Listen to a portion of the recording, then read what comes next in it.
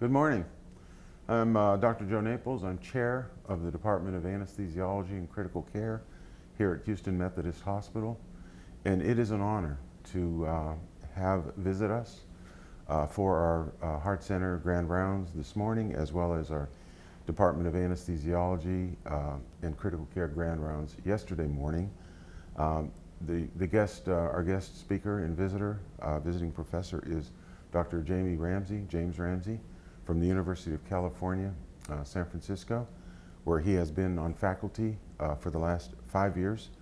Prior to that, Dr. Ramsay was at Emory for 23 years and was instrumental in the development of cardiac anesthesia and cardiac critical care at Emory, which of course has been a pioneer in the field of heart care and treatments.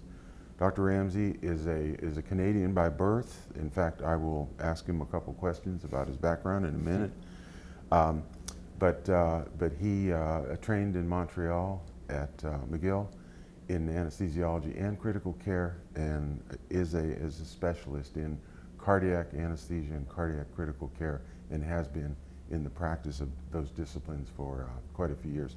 So, Dr. Ramsay, Jamie, thank you very much, and welcome to Houston. Thank you. It's my great pleasure to be here. As you presented to us in the anesthesia grand rounds yesterday, as well as the Heart Center grand rounds today, it has been an intriguing development in that cardiac care from an anesthesia and critical care perspective has become a subspecialty. Would you take us and maybe comment on some of the really high points, especially in your career, since you worked with some giants in this particular area during your career? Well, it's been a wonderful career. I've been very lucky. If you had asked me in medical school if I was going to be an anesthesiologist or a cardiac anesthesiologist, I would have said, no, I'm going to be a small town general practitioner on Vancouver Island. I was educated in Vancouver, near where I grew up in Victoria, and did an internship in Ottawa and visited Montreal, and thought, wow, before I go back to British Columbia, I better live in Montreal for a while. And the way I did that was planning to do a year of anesthesia. In anesthesia at the time, and I think even now, there's a program called GP Anesthetist in Canada, where you train for 6 months to a year, and then as a GP, you provide anesthesia care in small communities. For a long time, there were no anesthesia assistants or nurse anesthetists in Canada. So I thought, okay, I'll do that. And I got drawn in with lots of encouragement and the fact that I enjoyed living there. And then during my residency, I met Dr. Earl Winans, who was a father figure of cardiac anesthesia. And as I said in my lectures, Dr. Winans provided care for Dr. Weinberg, who did a procedure called the Weinberg procedure, where he dissected the internal mammary and then implanted it into an ischemic zone in the myocardium. And the idea was that it would grow vessels and help revascularize that area of the heart. And that did work in some patients, for sure, but certainly there was never an immediate benefit. And this was in the late 1950s and 60s, when anesthesia was not what it is today. Monitoring central lines, anesthetic agents. So Earl Winans was the anesthesiologist, and he had that perspective. So I arrived there in 1979 and learned from Earl around 1980, and just became totally drawn in. He was doing a lot of research on opioid anesthesia and whether it was a true anesthetic or not, which it wasn't, which we learned. And Earl got me involved in the SCA, which had really just been founded in 1979. And SCA being the Society of Cardiovascular Anesthesiologists. And got me engaged, got me on a committee, and I worked my way through that society and eventually became president in the mid-2000s. And I'm now back on the board as one of a gray-haired guys to provide continuity to the board. So I really, my career in cardiac anesthesia and critical care started with Earl. Mm-hmm. Earl was a wonderful human being, an incredibly skilled individual, and everybody wanted Earl to take care of them if they were sick. And as I mentioned in the lecture, he was actually legally blind. He, during his training, he became very visually impaired, and eventually, I think part of his choice of career choice was affected by that. But he was still the #1 request anesthesiologist for anybody who was in the know. But a wonderful mentor, and as I'm sure you know, mentoring is not a skill that comes naturally to a lot of people. But he developed a group of people that worked with him, and I was one of them, and really set me on my pathway. I enjoyed the post-operative care as much as the intraoperative care. And do you see that as a natural yes. process? I think the post-operative care of the cardiac patient having any procedure, whether it be a modern cath lab intervention or EP lab intervention or cardiac surgery, is really, the post-operative care is really an extension of the intraoperative care. And these patients who are given anesthesia for these procedures because they have to have it, the management post-operatively is just an extension.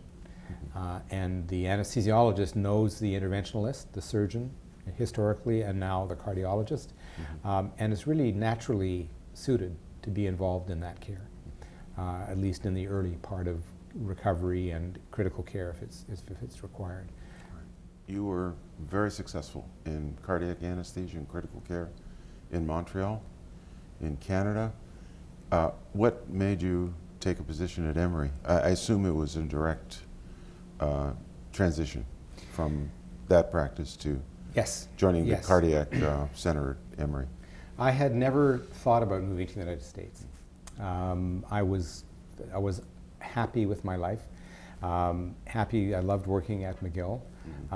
I will admit, this was late 1980s, that I was a little tired of the French-Canadian, English-Canadian battle that was going on at the time, politically. Quebec went through a long period of thinking about being its own country and separating from Canada. And when I was there, the separatist party that was promoting this point of view was the provincial government at the time. So that was a little unsettling. And Earl Wynans moved to Ottawa to be chairman in Ottawa when I was only on faculty a few years. So I was at home with a paternity leave with my second child, who's the one who lives here, Paul. And I got a phone call from Carl Hugg from Emory, who said they were looking for someone who was a cardiac anesthesiologist and intensivist. Would I potentially be interested? And so I sort of said, how did you get my name? And he had talked to Earl, because they knew each other from a long way back. And then I went down and interviewed, and they were very gracious and very encouraging. And McGill is a fine medical center. The cardiac program was 400 or 500 hearts a year, with one dedicated room and sometimes a second room for cardiac procedures, and a 6-bed ICU area. At the time, Emory had 4 full-time cardiac ORs, very busy surgeons, was doing between 1,000 and 2,000 cardiac cases a year, and there was a 18-bed ICU. So it was a huge increase, and it was a very flattering opportunity, and I thought, wow, maybe I should do it. And so we moved down in 1990 after I met all the group. Dr. Waller was the chairman at the time, a past president of the SCA as well, and he was very encouraging. So it was a great move. And they had quite a few notable members of that cardiac group at Emory. Right. So the first textbook of cardiac anesthesia was edited by Joel Kaplan, who had been the chief of the cardiac anesthesia division. Carl Hugg became the chief after he did. Jerry Levy was there. Jim Zayden, who became chairman while I was there. Jim Bailey, Don Finlayson was the chief of the ICU. So these were all well-known names that were doing research and visible at the meetings. And it was like, for me, it was like too good to be true, like to be included in this group of people. So the first edition of Kaplan's book was virtually all authored by Emory authors.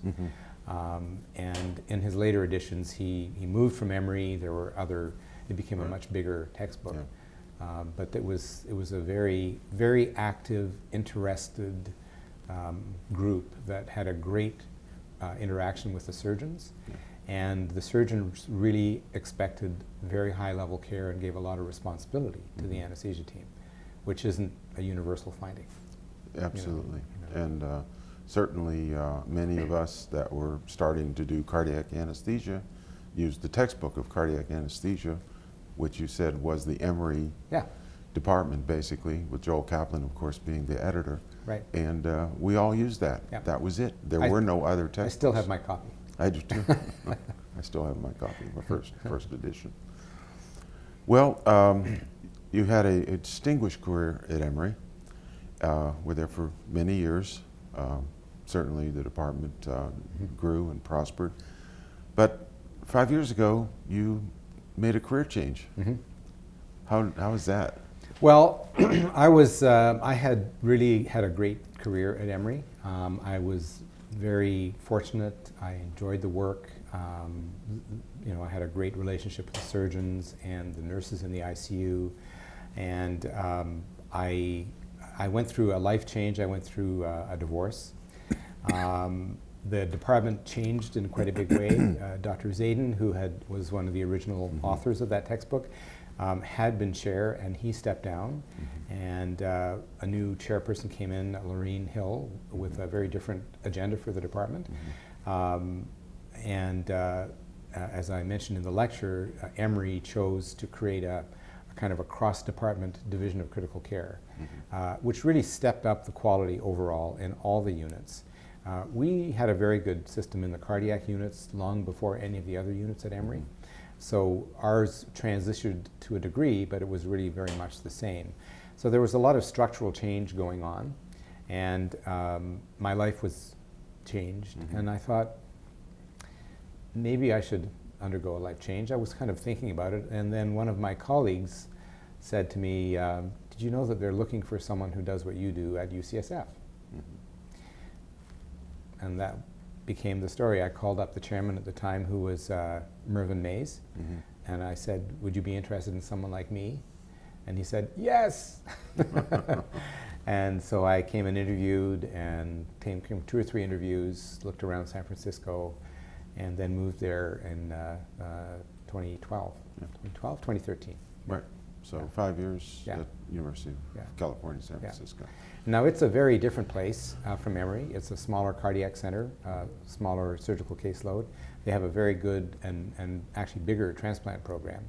UCSF in all transplant areas is very advanced. The chairman of surgery for a number of years was a liver transplant surgeon, liver and kidney, and she really promoted transplant. So that's an active program that's really fun to be part of, the heart and lung transplant service. And the other really interesting thing about the ICU at UCSF is that unlike being predominantly a surgical ICU, also cares for end-stage patients waiting for interventions, waiting for LVADs, needing to go on ECMO because there's no transplant available for them. So a lot of end-stage pre-procedure intensive device kind of patients, as well as the post-operative care. And so it's been a learning experience for me, as well as helping to provide the great care. Now, in both of your presentations, both yesterday morning and this morning, you did really spend some time regarding cardiac anesthesia, the development of it, the society, etc.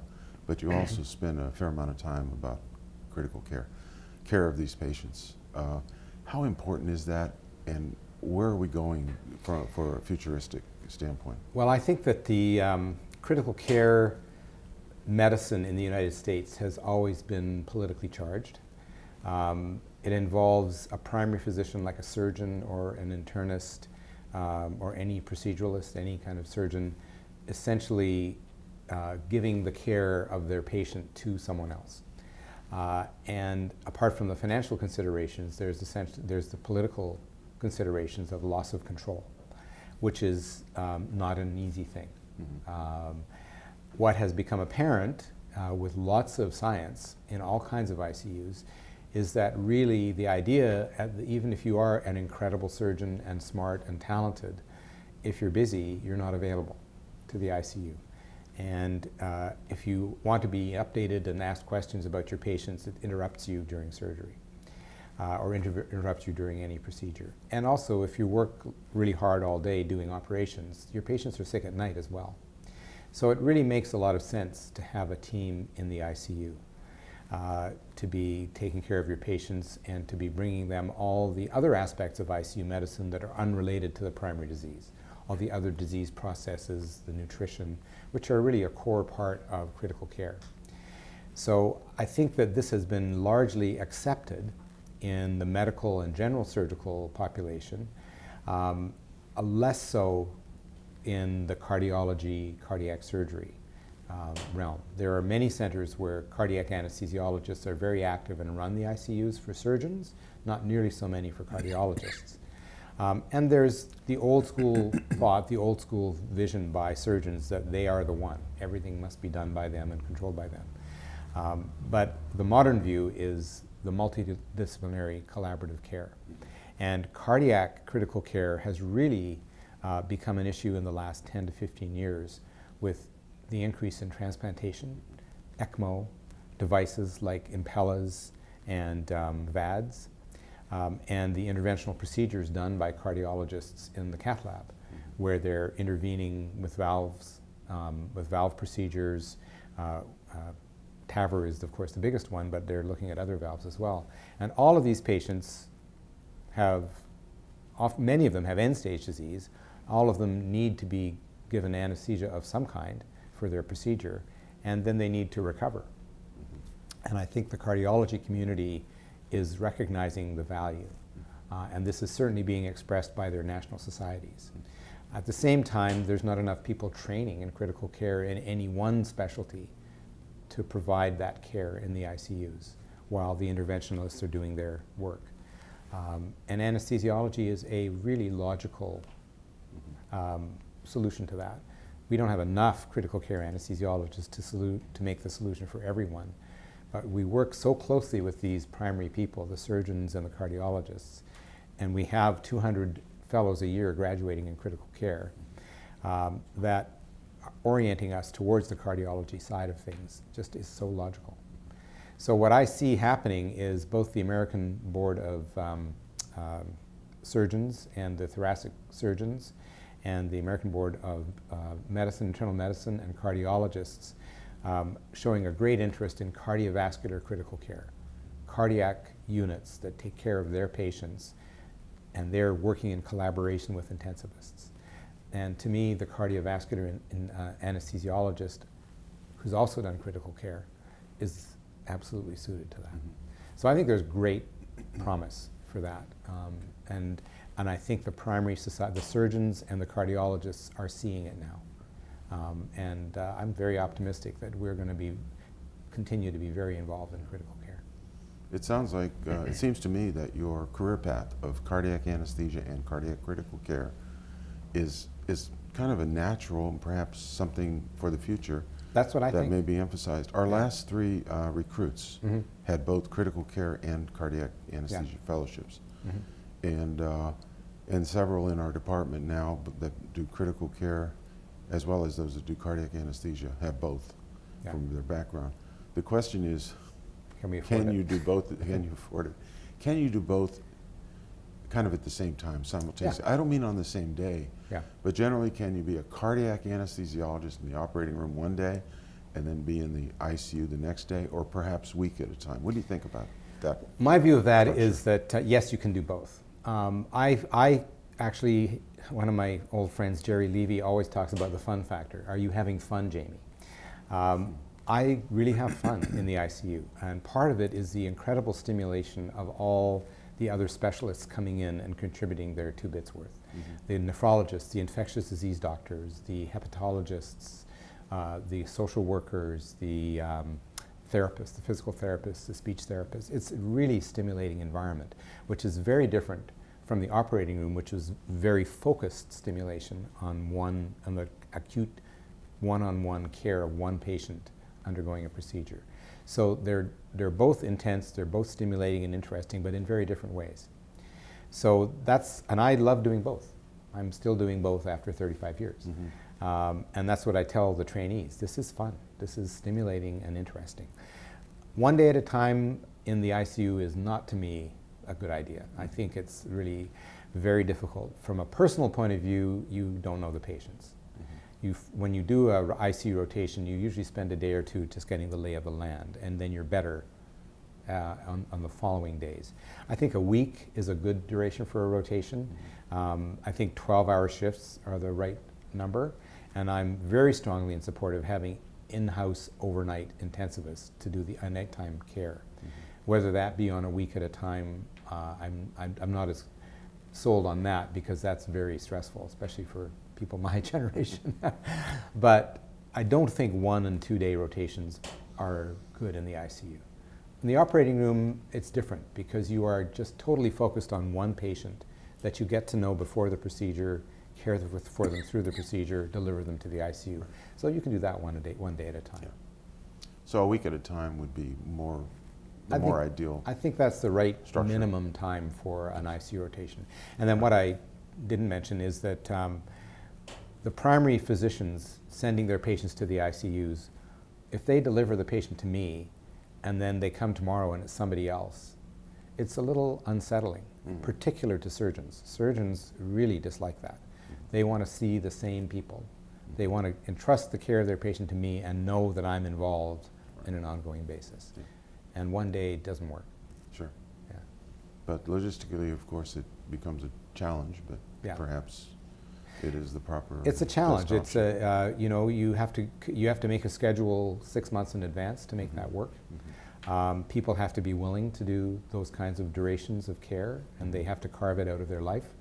And as I mentioned, it's expensive. The usual standard for critical care is that one doctor in the ICU with a lot of responsibility for care, 12 to 16 patients. So if you have a 40-bed unit like you do here, you need 2 or 3 doctors during the day. And then you have one doctor in-house at night who's essentially putting out fires and troubleshooting. So that's a lot of money. That's a lot of money, and the hospital has to understand the need. They have to support it because it costs more than it bills. And then the intensivist needs somebody else there as well. If there's 40 patients with ECMOs and VADs and whatever, and I'm alone, that's pretty tough.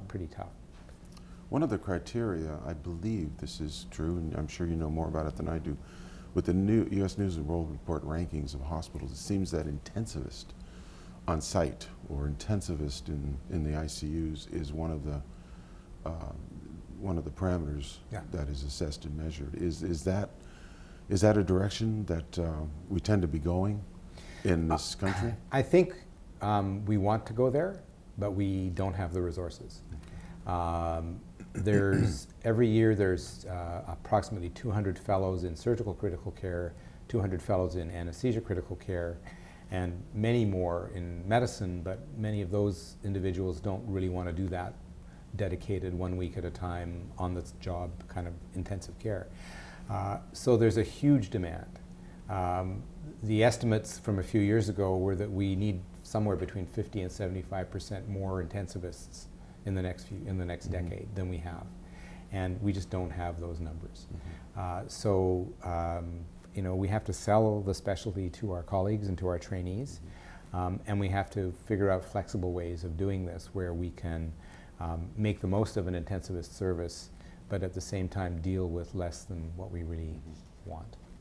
In other parts of the world, anesthesia training and critical care are integrated to a certain extent. Many have critical care as part of their training. That isn't necessarily the structure in this country. Do you see it moving in that direction for the future? That's a complicated question. And so in Europe, for example, I think that's what you're thinking about, and in Australia, for example, you're expected at the end of your anesthesia training to essentially be an intensivist. It's not really separated.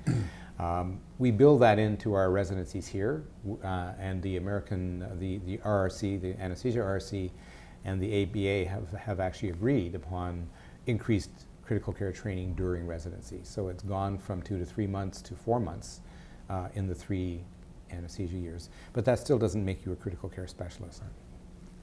So in this country, most anesthesiologists want to be intraoperative anesthesiologists. A minority want to do work in an ICU. There's challenges, you know, it's hard work. It's, as we said, best done multiple days at a time. And I think the reimbursement in this country favors intraoperative care over ICU care. So there's challenges and obstacles to overcome for that. But again, I speak from my own career, and I would do it again. Sounds like you've been very pleased. Yeah, I've been very lucky. I've been you've very taken. lucky. I've Yes. been, I still enjoy what I do. I still have fun, and I still find it very interesting. Yeah. Well, Dr. Ramsay, thank you so much for your visit, lectures yesterday for anesthesiology and critical care grand rounds, this morning for Heart Center grand rounds. We're going to take you on tour, see some of our facilities here at Houston Methodist Hospital and the Research Institute, and we welcome you to come again and visit us at some point in time. Thank you, Joe. It's been a great pleasure to be Okay. here with you. Thank you very Thank you. much.